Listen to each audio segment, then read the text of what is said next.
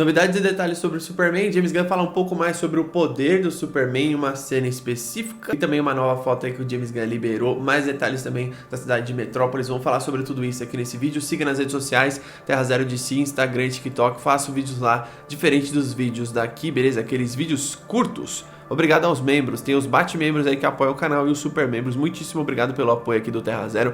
Tamo junto. Se quiser se tornar membro como eles, embaixo aí tem o botão Seja Membro.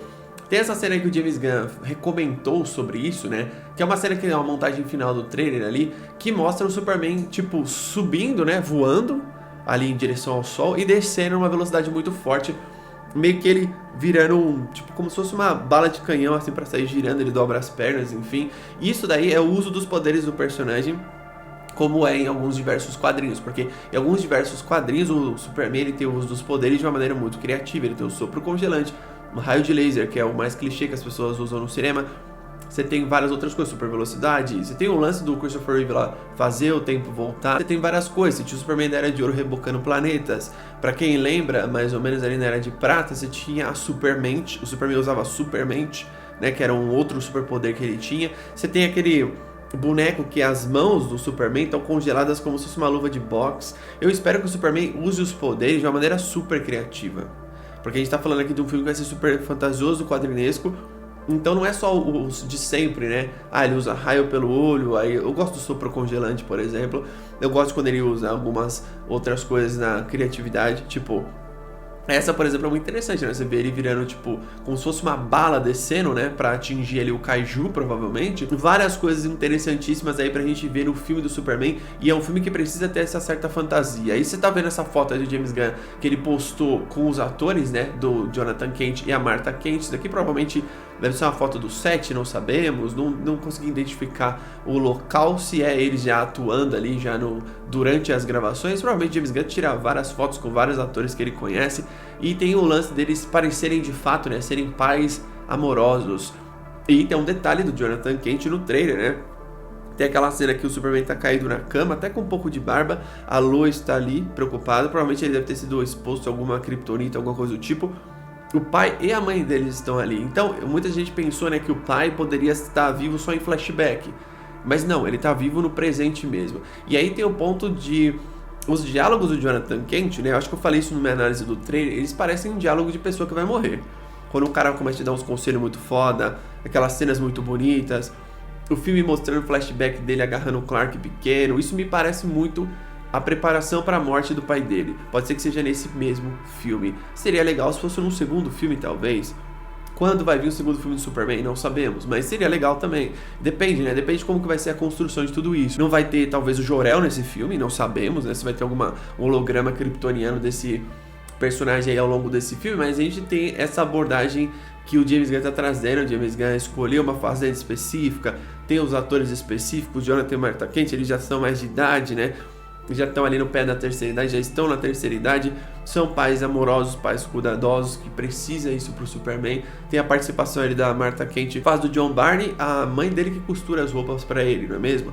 Faz o uniforme dele. Então o Superman ele tem esse lance.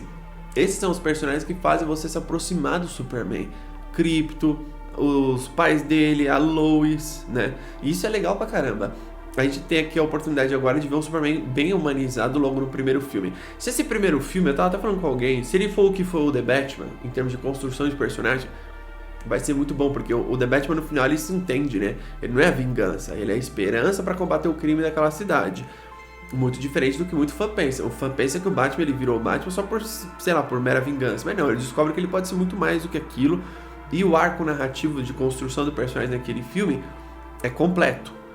Não tem lacunas, não tem uma cena que você fala assim, putz, faltou falar um pouco mais sobre isso, faltou aprofundar mais naquilo. Não à toa que o filme tem 3 horas, ele desenvolve bem, ele não cria aqueles espaços, né, vazios, você fala assim, putz, eu podia ter gostado mais do personagem na construção dele. Eu acho que o Superman pode ir mais por esse lado, porque esse é o Superman que a gente precisa amar no cinema.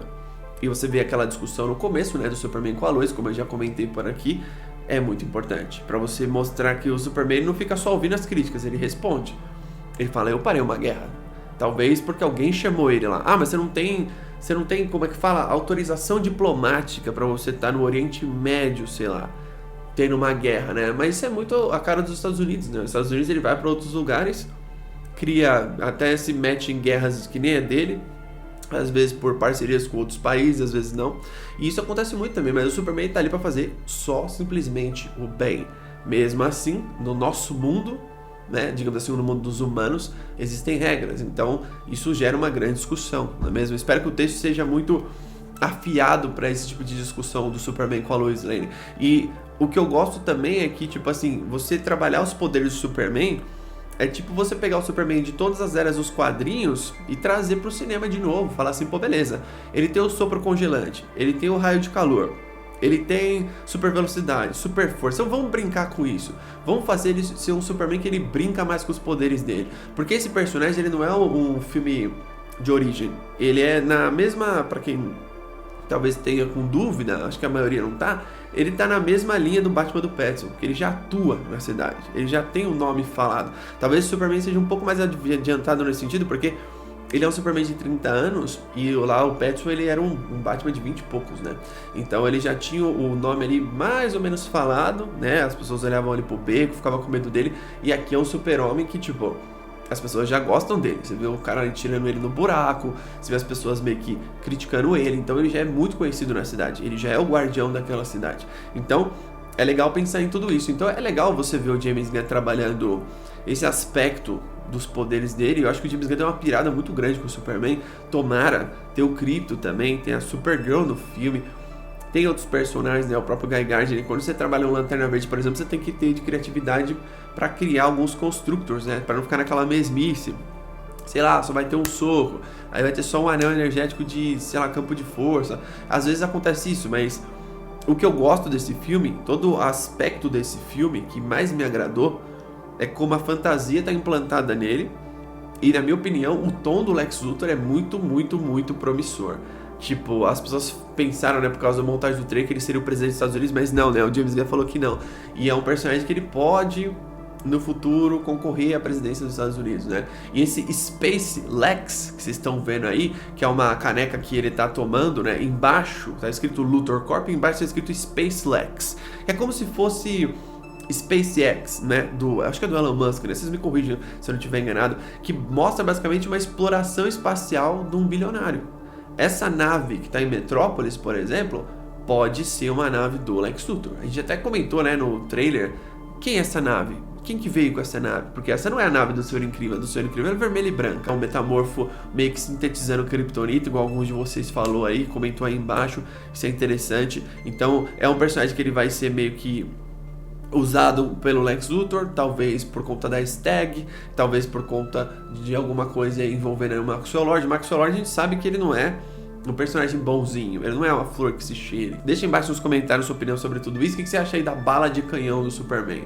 Isso daí é muito foda, velho, você atirar o Superman, um personagem que é quase que invulnerável pra cima de um monstro gigante, você destrói o monstro, né? Legal pra caramba isso daí, eu gostei muito da criatividade do James Gunn pra fazer tudo isso. Espero que ele tenha pirado nos poderes do Superman e dos outros personagens desse filme. Deixa nos comentários sua opinião sobre tudo isso. Tamo junto, até a próxima.